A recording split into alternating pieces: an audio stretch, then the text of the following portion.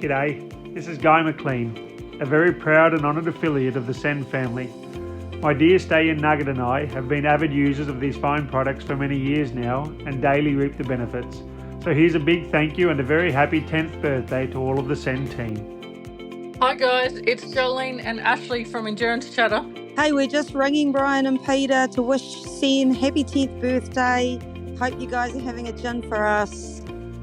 Hey, it's Amber Matthews. Just wanted to wish CEN a happy 10th birthday. You guys have totally changed my horses' lives and I cannot wait to see what the next 10 years brings. Hi, it's Renee from Project Hope Horse Welfare Victoria, wishing CEN a very happy 10th birthday celebration. We've had 2 amazing years of support from everyone at CEN for all of our horses that we take in, and we cannot wait to see you down at Equitana. Happy CEN birthday, everyone. Welcome everyone to episode 127 of the CEN Nutrition podcast. You're with your host Bryan and Peter today. And today is a day of celebration as CEN turns 10, and our title will be CEN's 10th birthday. If you're not innovating, you're imitating. And how are you, Peter?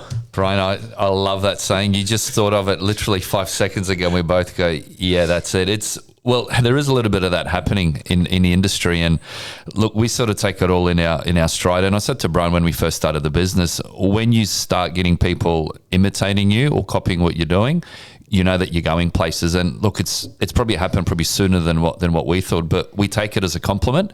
And just remember the original is always better than the fake. So 100% agree, Peter. And when you truly understand a product and you truly develop it and understand it from start to finish, you can never, ever, if you're paving the way, be close if you're trying to copy that. And I think throughout the last 10 years, we've seen leaps and bounds in development of horse nutrition in Australia. There's some things that were never discussed 10 years ago that we fully discuss now in terms of helping horses not be over-medicated and getting the nutrition foundations right, which makes the lives of many horse owners a lot easier and better, and more importantly, the lives of every horse in Australia better.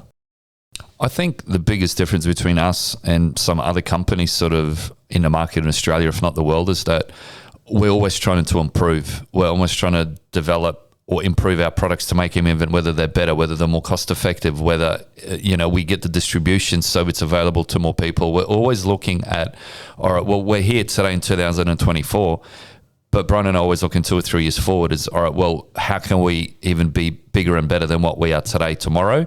And what steps do we have to put into place today for that to come to fruition in 2 or 3 years' time?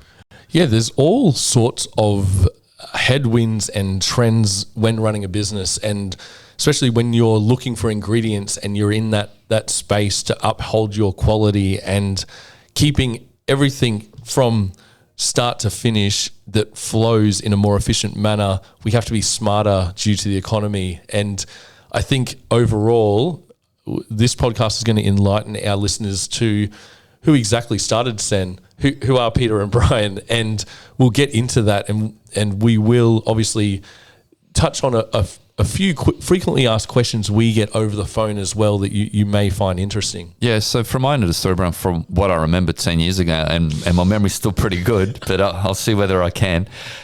We met through a mutual horse trainer friend, and when Bryan and sort of met, we just clicked. We had the same sort of outlook on life. We were both looking into our fitness, personal health. I think we talked for 2 or 3 hours pretty much non-stop, yeah? Yeah, we connected on that health front, and there was never a business to be built from this or any underlying motive to start anything. We discovered there was a horse that was not performing at its best and that was always getting sick, and that made us intrigued and looking at how human health developed in the space and why this is not applied to a horse health. Well, asking a question, why is this horse underperforming? Why is this horse getting sick? Why is it a common problem when the horse was, I think, 2 or 3 years old? So it's like us being young, bulletproof, getting drunk 5 days of the week and then, going to work on Monday and not feeling the the dire straits that you've been through. So we kept asking questions, and as Bryan mentioned, the goal was not to start a business. The goal was not to make as much money as we can. It was purely we just wanted that horse to get better, and down that sort of, led down a rabbit hole where it's like, okay, well, we consulted different nutritionists in Australia and internationally. We got a bit more joy talking to the international ones, where, especially the holistic ones, where their view was a little bit more natural. I still think 10 years forward, a lot of horse owners don't put enough emphasis on a balanced diet / a healthy diet.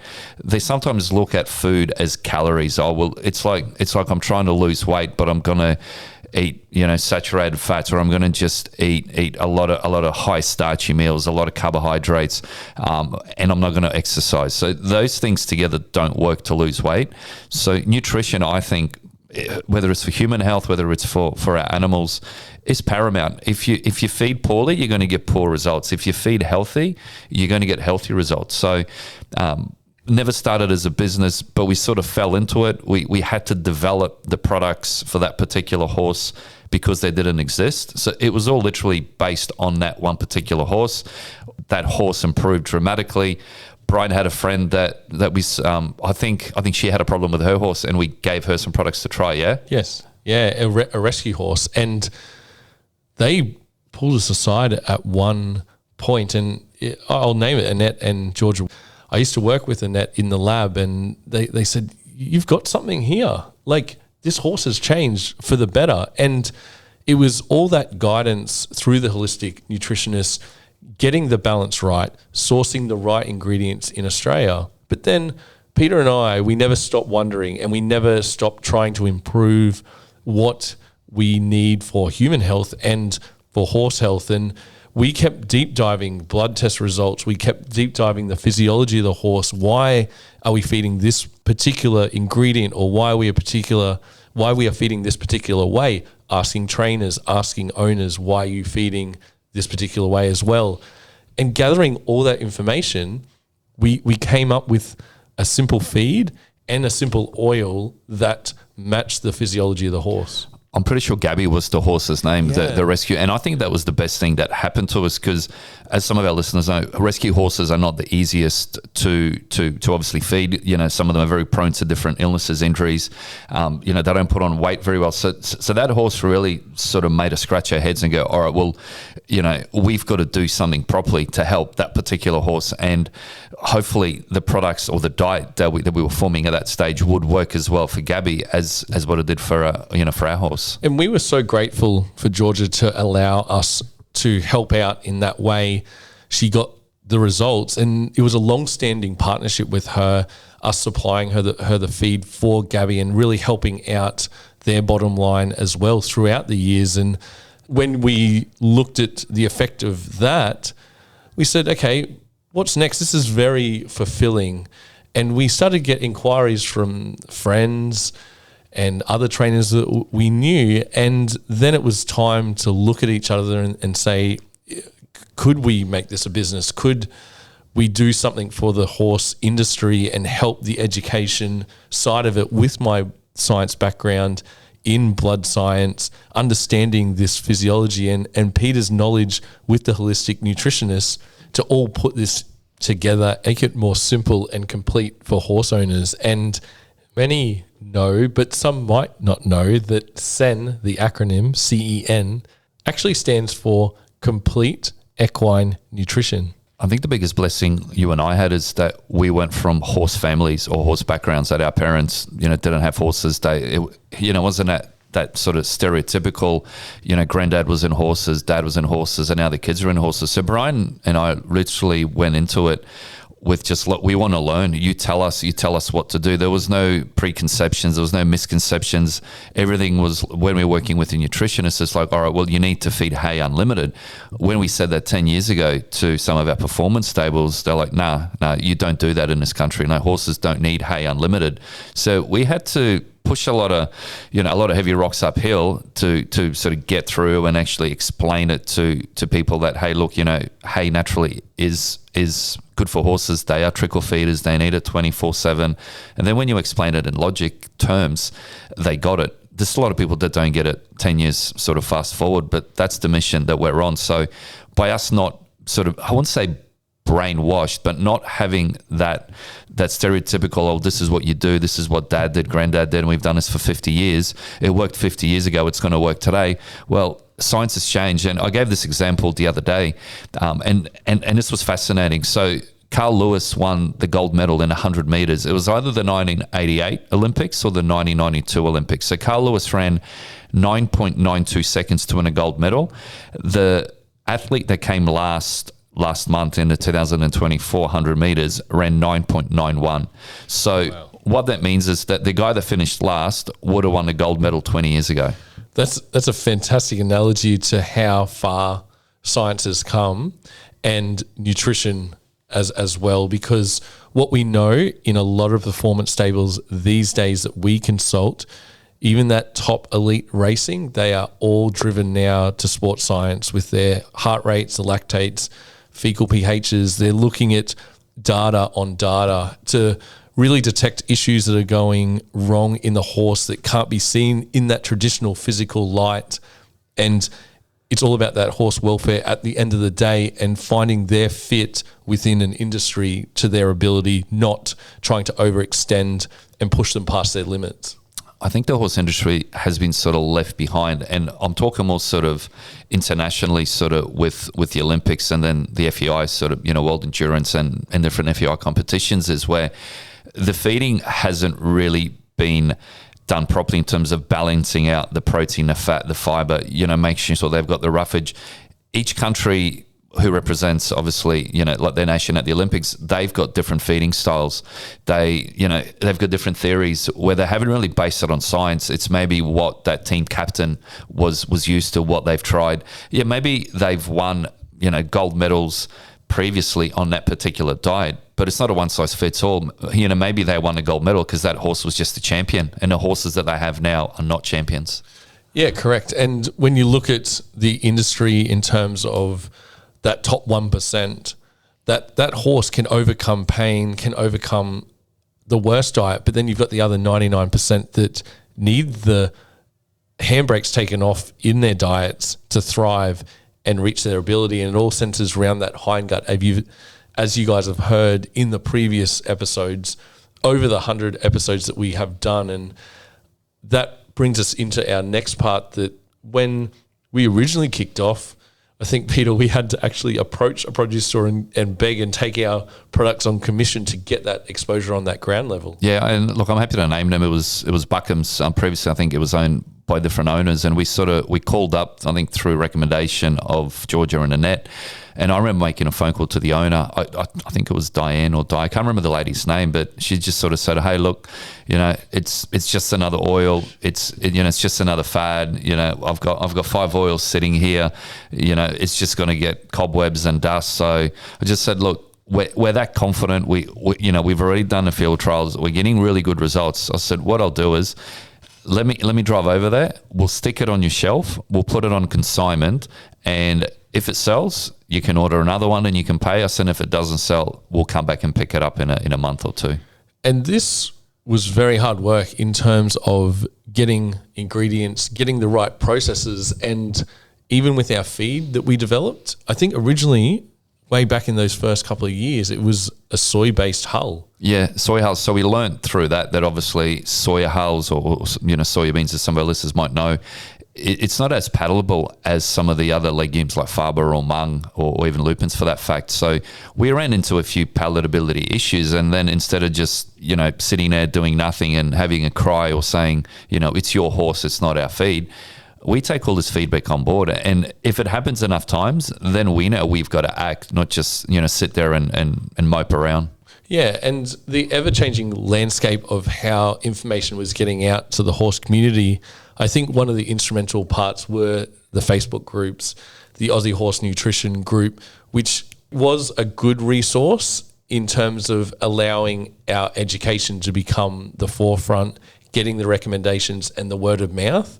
And then we had to really look at bringing this all back into our own CEN users group to give that one-on-one hand, but then that evolved into the diet consults, because in those Facebook communities, it's all about if you are getting guided by someone feeding something with success and no reason behind it, it's not really what we're looking for when we're formulating diets for horses, because our mantra is you treat them all as individuals. And just because someone put on a Facebook, what should I be feeding? You're going to get 100 different comments with every different type of feed. So which is the right one? And that can really confuse a horse owner. So we stripped it right back at CEN to have these resources like the podcast, which is the most successful podcast for horses at the moment with over 100,000 listens. And it was about Peter and I giving our time and our knowledge of our progression through the industry, talking to the high elite trainers, all through back to the pony club rider, and trying to get an assessment where everyone stands. And it was chaos. And today we do have that feed pyramid, which simplifies it right down. Well, as I mentioned, Brian, we're not from this sort of background. So what we learned, we find it that the podcast is a great medium for us to spread what we have learned and what we're innovating moving forward. I think back 10 years ago, there wasn't too many people feeding oil. We're the number one, like the CEN was the number one selling oil in Australia by far. So we're proud to, like, it's not to brag, but it's proud that we've actually gone through, educated the need for a first cold pressed flaxseed oil. Obviously, the omega-3, why it's important, why if you're on a hay only diet, your horse will be in omega-3. They can only get omega-3 from pasture. They can't get it from hay. This is all education that Bryan and I have, put out into the industry. And look, not everyone's gonna take it and follow it. But if we can change that one horse's life for the better, I think we've done our job. And it's about when a horse owner doesn't get the results, that's when they start contacting us, because they're feeding so many different things. It's costing them half their weekly wage, and they're saying, hey, this has got to be more simple. And touching back to that market leading oil that we produced, and to dispel any of the, say, rumors around that we are the only manufacturers of our oil. It's all in-house under strict quality control. And when we look at omega-3 levels, it's not just what states on the bottle. We're around that 57% mark. It also has to do with your acid value and peroxide. So that's oxidation of the oil. A lot of the other oils in the market do not have an animal approval number, nor are they at food grade or in that storage, proper storage or stabilized. And the industry is not regulated in that sense with the labels. And I think Pete can elaborate a little bit more on this. Yeah, so basically, Brian, you can have a raw linseed oil that is the same one as what you have for decking and Bunnings. You could label that as a horse oil and you can feed it to your horse. If you ask the company for an acid certificate, acid value or a peroxide value, they're probably going to look at you, like a deer in a headlights going, what the hell is that? So you got to look at the different people that are on selling these products. A lot of them don't manufacture their oil because the industry is not regulated. They can pretty much say what they want. They can get away with anything. And that's where you've got to look at brand trust. We can supply the acid value. We can supply the peroxide value. We guarantee our product. We guarantee that it's first cold pressed. We're not regulated, so we can put on there what we want as well, but we can supply the documentation. And we're the only company in Australia for that first cold pressed flaxseed oil. And we're doing the volume, but also in that small batch processing. So it's always fresh, and our distribution enables that to be put all around Australia for that access. And I think the footprint just keeps growing and growing. But the common thing we get back is, I just come back to your oil. It's that trust, that brand trust, as Peter says.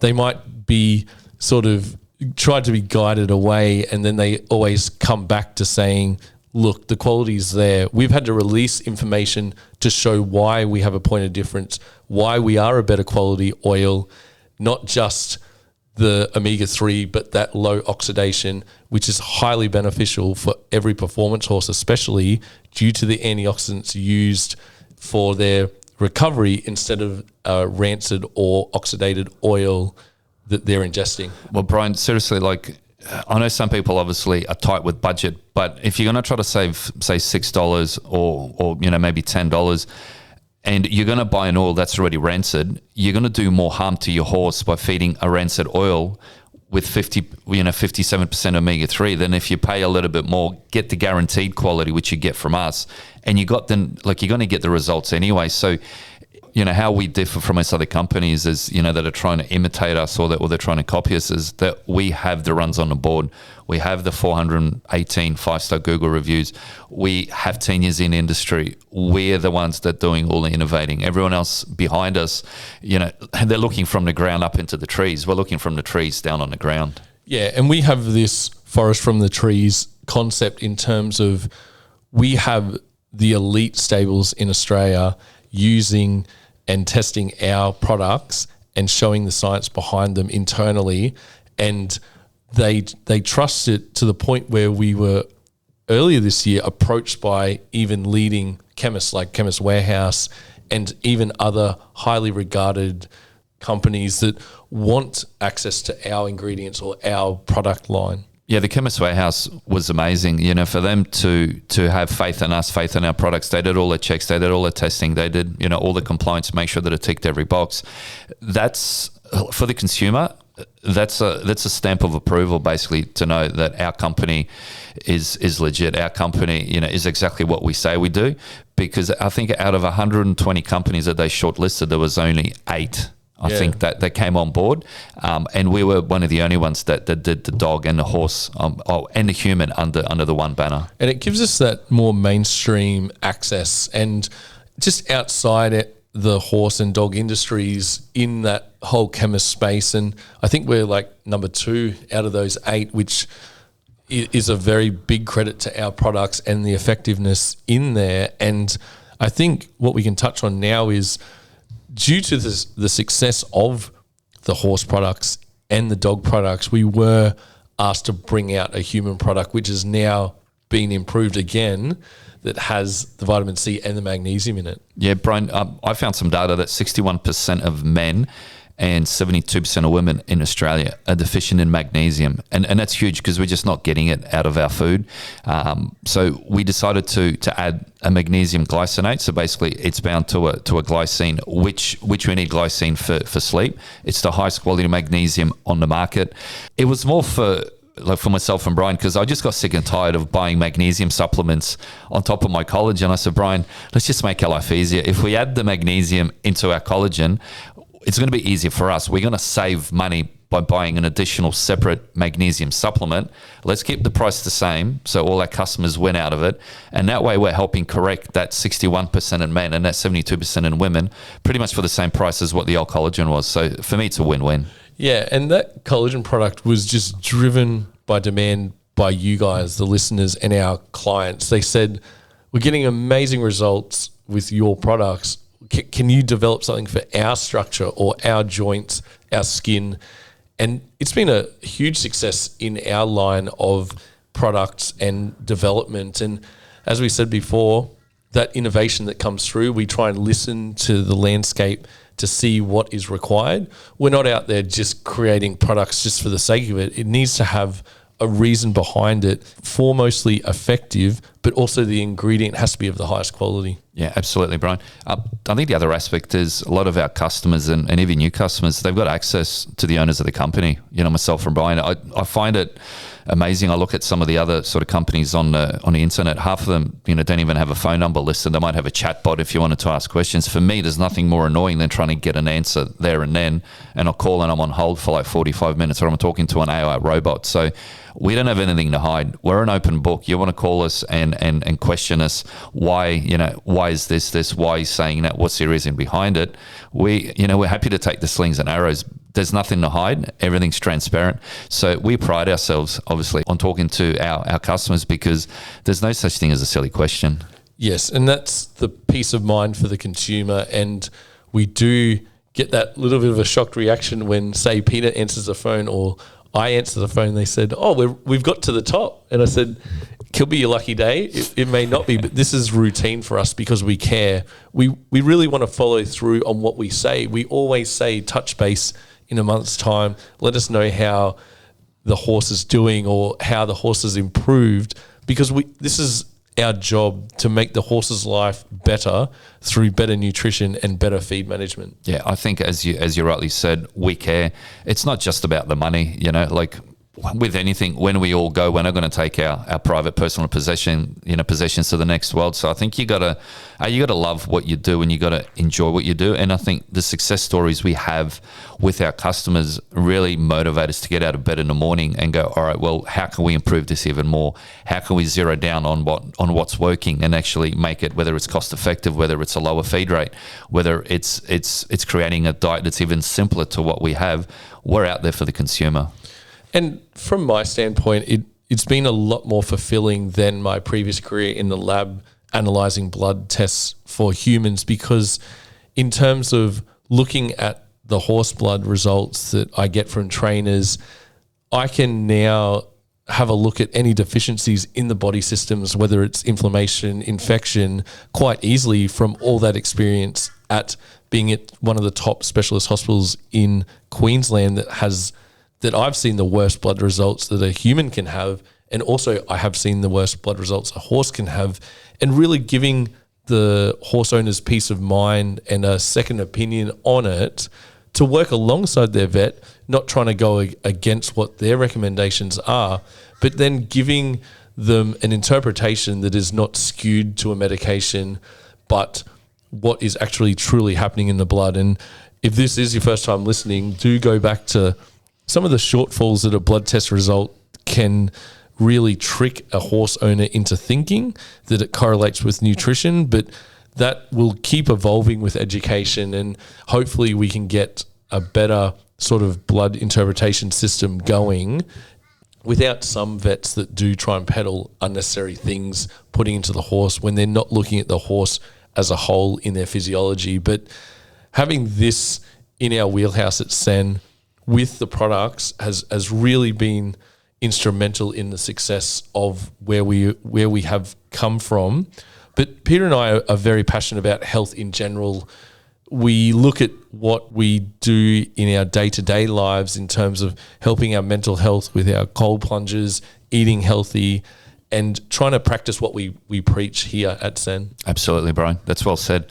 I think it's time to address the elephant in the room, Brian. Just looking at the corner. So, Brian, from my end, obviously, there's different sort of rumors that different sort of people, or might be one individual, that's sort of spreading about, that someone else used to own CEN, or there was another director and so forth. From the start of it, basically, the reason why we switched mills out of Western Australia and then moved the whole manufacturing down onto the East Coast is that we got a WhatsApp message one day in the morning, and it was to me saying that as of tomorrow, your cost of your manufacturing is going to increase $300 a ton, which is about $6 a bag per product. So that's the cost of manufacturing. We didn't have a contract in place. It was on a handshake agreement. It was on a month to month. Everyone's happy, this and that. So you imagine having a product that's X amount to produce, and now that's going to be $6 a bag more. $6 a bag at manufacturing is around $10 a bag through the distributor, and then once the margin gets put on by store, that's probably $20 to $22 higher than what the original grain-free was and the original lupin pallet was. So there's no way in the world that product would have ever sold being $20 a bag more expensive. So we basically got a knife put to our neck and said, well, you either take it or you leave it. We weren't absolutely happy with the quality of the previous product, so we were doing investigations, research on different mills, because we were getting a bit of flack. There's, it's very crumbly, it's very dusty. Sometimes there were bits and rubber into the, in the bags itself. So the quality assurance of that particular mill was not the best. So we were looking at a move to try to, obviously keep the price the same, if not make it cheaper. So the product has actually reduced a lot by us moving to the East Coast. That was the blessing out of leaving. But it was never our intention to move. We were researching in the interim in case something did happen. And I think it's worked out better because we've actually got one product. It's a better product. It's more cost effective. With the people that are using it, they can see that there's absolutely no dust. There's no crumble. The pallets are shiny. We're using raw grade food grade ingredients, not animal grade ingredients. So that's the story from my end why we changed mills. I know there's certain rumors flying around, but this is exactly what happened, and it's coming from the directors. Yeah, correct. We were Peter and I are the only directors of CEN. We needed a more sustainable option because also travel from west to east is a lot as well. So that was on top of the price. And we were on the front foot from the get-go with this. Even before, when you look at product development and you take feedback, we could see different opportunities on the East Coast that we were half acting on and testing out. And we're just really happy we have something in the market that is a better evolvement, making all horse owners' lives more simple.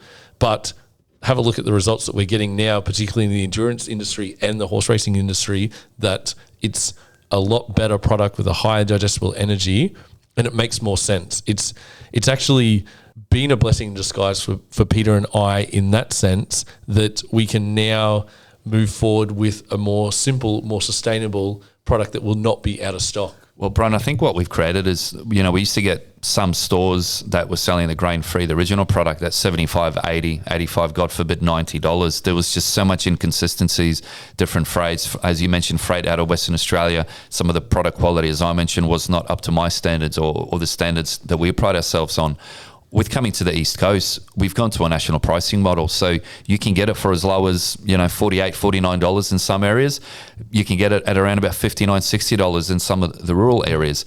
But we're not having that fluctuation, 80 and 90. So it's a blessing in disguise. And at the end of the day, the consumer wins. They get a better product that's much more affordable. They get a lower feed rate with that product. And that's what we believe in karma. When you do good things, when you put good things out into the industry, those good things happen to you. And, maybe we thought initially, geez, we're not going to have a product, they want $300 a ton more. But then when you look at it now, it's the best thing that ever happened to us was leaving there.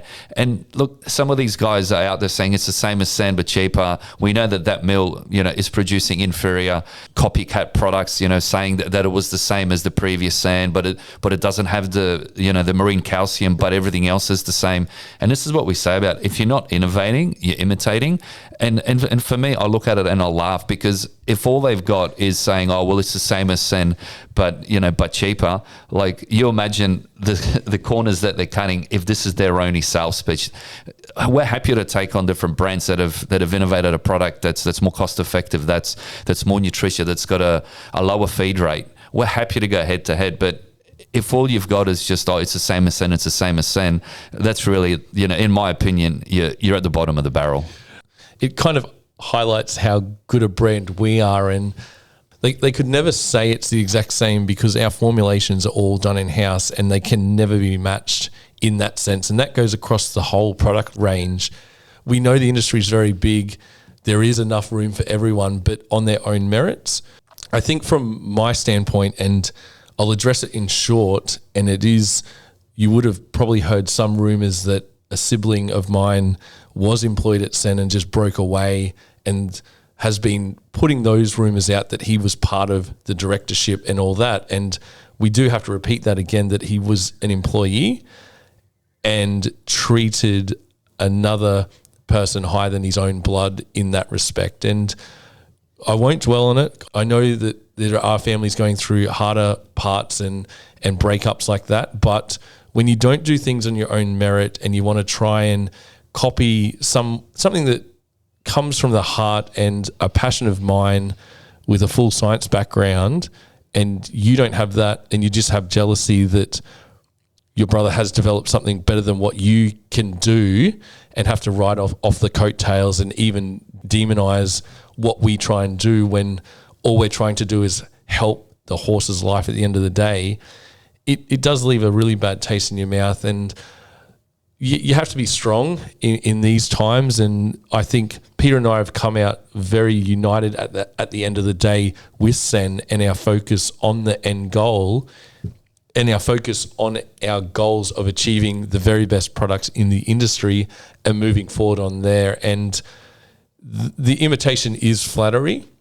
And when you burn a bridge, especially a really tight bridge that's part of your family, it just can't be forgiven if you're going against someone's passion, which is, this is my passion in life, CEN and helping horses, because I've come from the medical industry, worked hard. Peter and I bootstrapped this company from the get-go, not pulling a wage for the first 5 years, and trying to get the right things to be done in the industry, and to try and get that unfair leapfrog to say it is the same when it isn't, and not innovating on your own merits. It's just a sour taste. And I think I'll just leave it at there. And if anyone comes across any other rumors, feel free to call me and I can clarify it, because I think one of the most disappointing parts of the whole thing was some of our suppliers and some of our distributors were told a story that was not clarified by Peter and I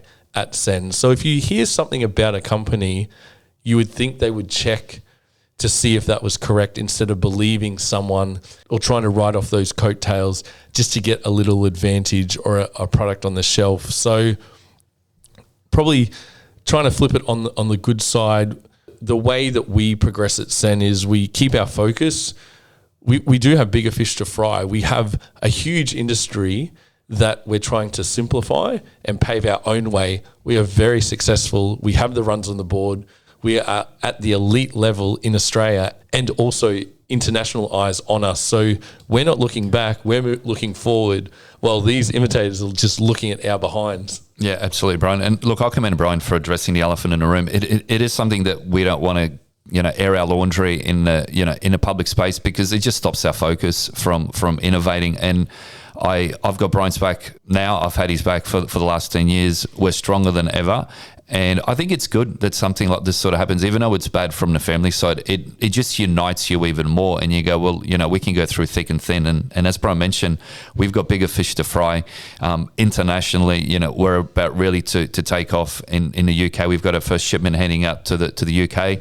We've got a couple of riders in the World Endurance FEI Championships next month. So hopefully they'll go really well. It's only early days. We've only just started. We've balanced up their diet. We've got a few products in them. They've got the oil, they've got the supplements. So we're interested in cooking bigger fish.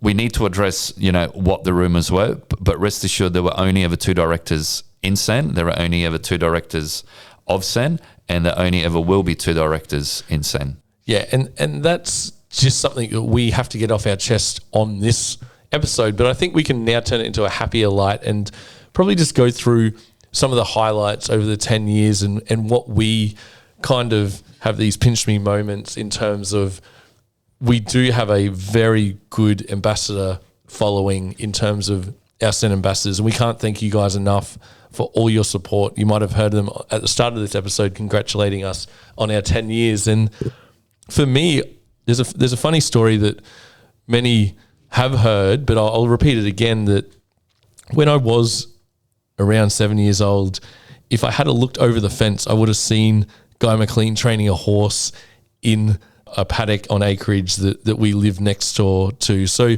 if I had paused and looked over, there's Guy McLean. And who would have thought nearly 30 years later, he would be representing my company, being an advocate for our product range and with his following. And it's just that sliding doors moment that you have to think, is it written in the stars that all these things come to fruition? And Peter and I look at things that have happened in CEN and go, we're on a path. We're on a deeper, meaningful path, both with the mindset and the physical aspect with the products. Absolutely. I've got a story with Guy and Emily as well. And I can't remember whether it was either called Emily or whether Emily called the office. And it doesn't matter. But anyway, I think it was Emily said, yeah, it's Emily McLean here, like Emily and Guy. And I said, sorry, but I don't know who you are. And when we said Bryan and I are not from a horse background, like that was literally like, if you recorded, it was like a gotcha moment. And I was polite. I said, Emily, I don't know who you are. I don't know who Guy is. Oh, she said, just Google us. And then when I Googled them, I said, oh, sorry. And look, they're one of our top 2-3 sort of ambassadors. Better all, they're very good people. We get along with them very well. We worked with Tana with them last year. Very genuine, very good people doing, the best things for the industry with the education of horsemanship. And we pride ourselves in working with people that have got the same vision, the same outlook, but also the same morals as what we do. Yeah, 100% agree, Peter. And I think you could elaborate. Another highlight was probably our first export to the Middle East and helping the Queensland issues over there. Yeah, Alwab Farm. So it was Jenny Ogden and Shari, obviously, that were helping Sheikh Al Thani look after 220 I think 222 horses or 224 horses. So there was a major issue with Queensland ditch. Some of our listeners may know or may not know, it gets to 45, 50 degrees in Qatar, and then obviously in the winter time, it's a lot cooler. But a lot of the horses, especially the better horses, they live in air-conditioned boxes, so they actually have barns that are fully air-conditioned. They don't have any pasture in the ground, or if they do, it's only for a handful of courses. So the horses are basically on a 24-hour roads grass diet. They were feeding the grain-free ultimate, the CEN oil, the gold. And Jenny called up one day and sort of gave Phoebe, she said, what's in your feed? Like, what's in the oil? Like, it was 85% Queensland ditch that was prone, and it's purely because they were deficient in omega-3. The immune system, was weak, not enough, obviously vitamins and minerals. And I think literally within 3 months or 2 months, might have been 8 weeks, 12 weeks, I can't remember, 80% of the Queensland itch had disappeared. And we put it down to having a balanced diet and strengthening that immune system. 80% or 70% of that immune system is in the hindgut. When we make that immune system stronger, naturally the body will heal itself. Yeah, it was such a great success story, and I think other farms are catching on over there. And I think for us, a little company in Queensland can have a big impact overseas is just another testament to the products. And the other highlights along the way, we've had obviously Equitana 2022, being a part of the Cowgirls Gathering as well. We don't go to a lot of events, but we go to the main events, and like the amount of people that would come up to us at Equitana, we didn't realize how big this company had grown, and the appreciation for the education, particularly even with Dr. Andrew McLean coming across and saying, I love this simple way of feeding with promoting the foundations of fiber first. And I jumped on a podcast with him, and he has a fascinating view of how the horse's physiology and behavior works, and then it's linked to nutrition as well. And that's a must listen and one of the most popular podcasts that we have. But for me, a highlight of CEN is our podcast, because I think there's a stat, 80% of podcasts don't go past episode 20, and we're at 127 now, and we get phoned up every day, every week.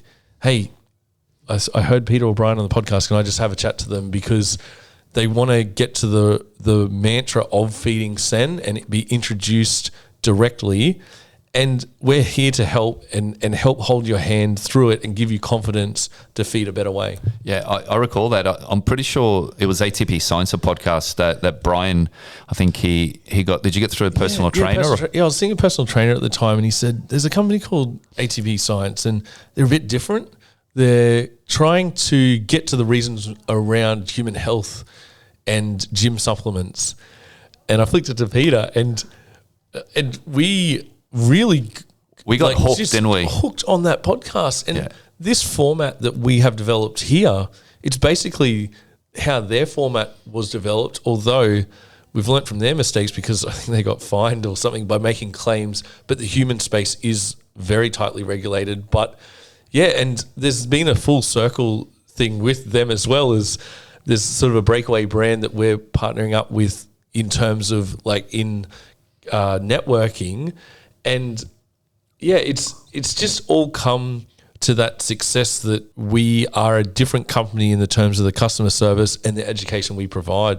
Yeah, I remember the first podcast, I think, when we did it in that sort of room upstairs at the old warehouse. And I think Bryan and I were so nervous. I don't know whether we had a shot of gin or a shot of vodka, or we had a couple of beers just skull down and said, all right, let's do it, gear ourselves up. And it was very echoey. And if people go back to the number 1, 2, 3, 4, and we had these pretty crappy microphones. Is not this setup we have here, and we had to tell our warehouse not to reverse the forklift because of the beeping noise. Yeah. And I think we had to pause when a truck would come in. Yeah, it was very bare bones, but it was essential, I think, for the growth of CEN. Well, I think it was essential, but we had a mission and we had a goal, and we didn't really worry too much how we got there. We just worried about moving forward and just seeing what comes by. And Bryan mentioned Dr. Andrew McLean.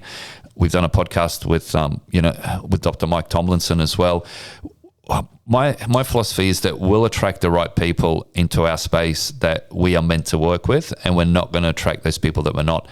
And this feeding philosophy, the CEN feed pyramid, is not for everyone, but we think we can simplify your life. When you simplify someone's life, you reduce their costs. You give them their time back. You stop the second guessing. Horse people are very prone to second guessing themselves. Well, he did this or she did that. The horse won. This was the feed. Let's copy it. It's not a one size fits all. They're not robots. They're not machines. They've got different digestions. They've got different temperaments. They've got fast metabolism, slow metabolism. There's so many cogs to that wheel, and what we pride ourselves on is trying to work with that individual horse, find out the good things, find out the bad things, find out what you're struggling with. 9 times out of 10, it's probably over supplemented and it's overfed. We scale it back, and miraculously the horse improves 25, 30, 50%. Yeah, I echo those thoughts too, Peter. And I think another highlight for me is we were originally in that racing industry space trying to help horses. And then when you fast forward today, I have a full network of connections through the industry that a lot have moved to science-based treadmill training as well. And they call me up, Bryan. Well, initially their calls are, Bryan, you're a scientist. You understand these results. Let's talk. And it just snowballs from there. And you get friendships out of that. But then you also kind of pinch yourself and you admire these trainers back when you were in your early. Now I'm sounding pretty old now because I do turn 40 now this year. But in your early 20s, you looked up to these, and you hear about the stories back in the day, how a bit of the wild west in the industry, and how everything has turned to animal or horse welfare in terms of obviously the drug testing and the horse's health coming first before the actual pushing of the limits that was probably going on back in the day. And I think the public perception needed to be addressed for all animal industries, including the horse industry. And it's not just one discipline. Like we saw the controversy in the Olympics and with some equestrian events. And I think as we evolve through, nutrition is one piece of the puzzle, and we're really happy to be at the forefront of it in Australia. I think there's a huge shift coming in the next probably 3 to 5 years in terms of the sports science. I'm the leading stable in Australia. Kieran Maher Racing, Kieran's got 3 or 4 sports scientists that work directly for him, analysing data. I've heard also that they've got a podcast which has had 3 or 4 episodes just explaining why they use sports science to analyse all the data. They'll do the treadmills, they'll do the heart rates, they'll do lactates. And it's music to our ears, because what it tells you is it tells you that they're actually basing their training on science. They're going to be looking at nutrition based on science rather than sort of making it up as you go along, or what John did or what granddad did or great granddad. I think those times are very quickly fading. And I think as it gets more scientific, there's going to be more research papers, that are coming out fiber first, obviously, not grain first. I think some companies are going to get left behind, or unless they innovate with what's got them to this point, they're going to go backwards, or they're going to be non-existent in 5 years. Yeah, these top stables have to be commended because they are leading the way. They're very successful, and they're detecting problems in the horse before the physical eye can see. And this is going to prevent injury going forward. And Kieran does explain it very well in some of those reel excerpts on Instagram. And it's all about horse welfare at the end of the day, and getting the best ability or potential ability out of the horse, because they cannot all be at that elite level. You've got to sort where their ability is, but keeping that hindgut environment, keeping that whole digestive tract in the best condition possible will allow the horse to give its maximal effort to get to that ability. And that's what we're finding time and time again. We're big in the endurance space, especially as well. Even our dressage clients as well, they're noticing a really great link between the feed and the behavior in the horse, and allowing that coordination in their discipline because of the whole balance of this diet that we have, the CEN feed pyramid, and the mantra of keeping it simple and having those foundations the best. I think our listeners can sense the passion we have. Like 10 years, some might say it's a long time, some might say it's not a long time, but I think our drive and passion is even bigger now than maybe what it was even when we first started. As Bryan said, we didn't draw a wage for the first 5 years. Well, because we couldn't afford to. Correct. That's what it come down to. We had to bootstrap. Bryan was working a full-time job. I was working a full-time job. So it wasn't that it was a hobby, but we were learning. We didn't come from a horse background. We didn't come from a nutrition background. It takes time to learn. It takes time to find the smartest people in the world and learn from them, employ them to help you create products, innovate, try to get raw ingredients, ingredients that you can get available throughout 12 months of the year, not something that's in and out, because there's nothing worse, than products changing quality, than being different every batch, every month. Customers get annoyed. So there's a lot of cogs in that wheel, and it's a very fast spinning wheel. By simplifying the diet, I think we've simplified the life for the consumer, but we've simplified our life as well. We can really focus on that education, which we're doing with the podcast. You can feel that the podcasts are really working. We get random people just calling us, hey, look, I've listened to your podcast. I've got this problem. Can you help me? So we go, look, not a problem. Book in a free diet consult. If it's complicated, or if it's something that needs the white glove treatment, Bryan and I are going to put those white gloves on and the science put my lab coat on, and we'll go through it with a fine tooth comb. And I think innovation doesn't just stop at the products. Innovation actually continues through to Peter and I, because if we don't innovate ourselves with our education, we're not moving forward. And I can give an example in terms of when I did my university degree in medical science, I didn't stop learning at that point. If you study nutrition, you don't just stop in 2007 with what was learnt then. We're keeping up to date in the last 2-3 years in the advancement of all horse conditions and nutrition. And one prime example of this is ulcers in horses. The handbook was written or rewritten just 2 or 3 years ago compared to what was put out 5-10 years ago. It's 2 diseases in one, and that will be elaborated in other podcasts.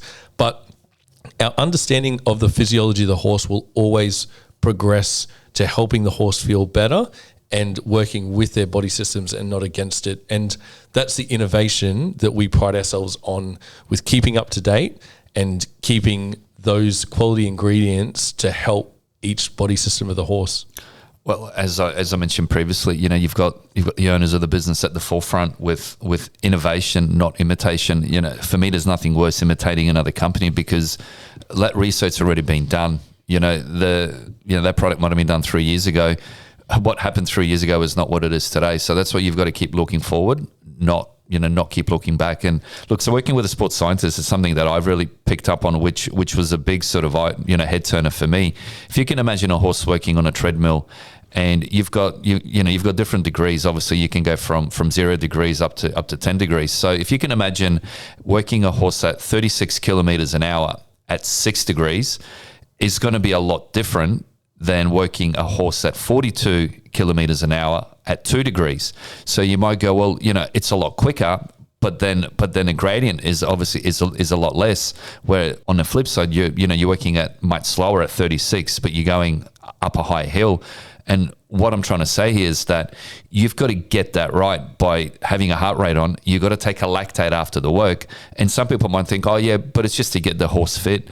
No, and that's exactly the opposite. So what happens is if you spend too long at the greater incline at 6 degrees, you can actually work the sprint out of their legs. So for our thoroughbred trainers who might be listening, even though you're going slower, but the gradient is a lot higher, you're actually working a lot harder because you're running uphill. And I know when I run uphill, I can't run very long uphill. I can run pretty good on a flat piece of ground. So a lot of trainers wouldn't really look into it. And I never saw the difference until it was giving me that example. And sure enough, they did the lactates, the horse at the 6 degree incline. It's like it worked 35% harder, even though it was running slower. So now you go, well, okay, so that's great. So now we have to change the feed, because if there's not enough carbohydrates on that particular exercise, well, the horse is going to lose weight. It's going to lose condition. It's going to start burning into muscle. So we had to adjust the feed. Obviously, we had to drop the incline as well. So this is how deep Bryan and I are actually into the innovation. It's not just about selling products. It's looking at the training, looking at the lactates, looking at the recovery rates, this piece of work, what happened? Did the horse lose weight? Did the horse maintain weight? Did the horse put weight on because the exercise wasn't strenuous enough for that horse to build fitness? So as our listeners can probably hear, they're getting a headache by listening to us. But Bryan and I, we're very passionate. We don't know when this will stop, but we just know that we're very hungry to go to the next level and stay ahead of everyone else as well. And Peter's just outlined a prime example of tailoring everything around your environment, your training, and not obviously copying another trainer's or owner's program. And that even just goes back down to the grassroots of keeping and looking at each horse as an individual, but also your training environment as an individual as well, because we all have different methods in the way we want to do things, and deep diving this and getting the right balance through nutrition can only really help the horse at the end of the day in that situation. And yeah, that's a fantastic example of how passionate and how much we deep dive in with trainers that speak our language, that want to learn and we want to learn. And yeah, it's would count as another highlight in CEN because we wouldn't get this opportunity otherwise. Absolutely. Bryan, any sort of parting words you'd like to leave with our listeners? Yeah, I'd just like to thank everyone for their support. It's a bit cliche, but we really appreciate all the support over the last 10 years. It's been a journey. The journey will continue. And I'd just like to thank all our ambassadors especially as well, but each and every single customer that has come through, and or even if you don't use our products and still refer to our podcast as a learning tool, what we want at the end of the day is the horse's health and life to improve. And that's probably my parting words. Yeah, look, I echo those thoughts, Bryan. There's not too much I'd like to add. If you are confused, if you're not happy with how your horse looks, or if you're spending half your paycheck on feed and supplements, we do offer a free diet analysis. You've got to book a little bit in advance. Sometimes we got spots that pop up sort of daily if there's any cancellations. So just jump on our website, book in your horse for the diet, whether it's one horse or you got 10 horses, doesn't really matter. We'll do them all. If you like the podcast, please leave us a 5-star review, whether it's on Spotify or on Apple. They seem to be the two most popular ones. And if you've got any topics as well, please let us know. And we do like it when you guys say you enjoy the breaks of information with the gin jokes, and I think we've been renowned for this, and I think it will definitely continue. But I think today, being the 10th birthday, we'd have to pop the bubbly. Oh, Bryan, I reckon being 10 years, I'm going to have something a bit more solid, like a Long Island iced tea. I'll have one of those and I'll be asleep. They definitely can rock you. They creep up on you. But thanks everyone again, and we will have another podcast to you guys really soon. And yeah, thanks again for all your support. Thanks, guys.